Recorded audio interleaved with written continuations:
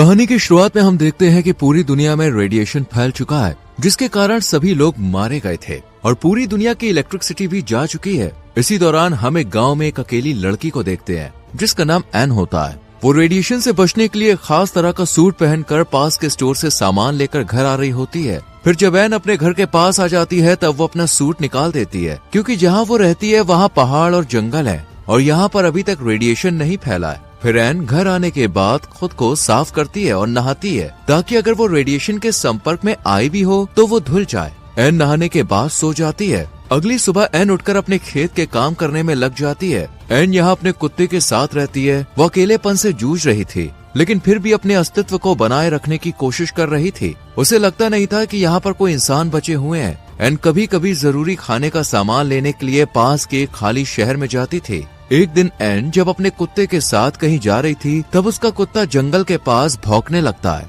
N छुप कर देखती है कि उसके जैसा एक और सर्वाइवर जिंदा है, जो रेडिएशन से बचने के लिए खास तरह का सूट पहना हुआ है। वो अपने बचाव के लिए सुरक्षित जगह की तलाश में भटक रहा था, जहाँ रेडिएशन अभी तक ना फैला हो। इस आदमी का नाम जॉन होता है। उसे लगता है कि इस जगह पर हवा और पानी रेडिएशन के कांटेक्ट में नहीं आया है, इसलिए वो अपना सूट निकालता है। तब उसे खुली हवा में सांस लेकर काफी अच्छा महसूस होता है, क्योंकि यहाँ तक रेडिएशन फैला नहीं था। एन जॉन का छुप कर पीछा करती है और उसे एक झील में नहाते हुए देखती है, पर एन उसे झरने से जल्द ही बाहर आने को कहती है, क्योंकि उस पानी में रेडिएशन फैला हुआ है। जॉन पहले तो उसे देखकर डर जाता है, पर एन उसे समझाती है कि वो उसे नुकसान नहीं पहुंचाएगी और उसे जल्दी से पानी से आने को कहती है। ये सुनकर जॉन डर के मारे बाहर आ जाता है, पर तब तक वो रेडिएशन के संपर्क में आ चुका था और उसकी तबीयत खराब होने लगती है। जॉन उल्टी करने लगता है और जैसे तैसे अपनी वैन तक आता है। वो वैन के अंदर से इंजेक्शन निकाल कर लगाने की कोशिश करता है, पर उसकी हालत काफी खराब होती है, इसलिए वो इंजेक्शन नहीं लगा पाता।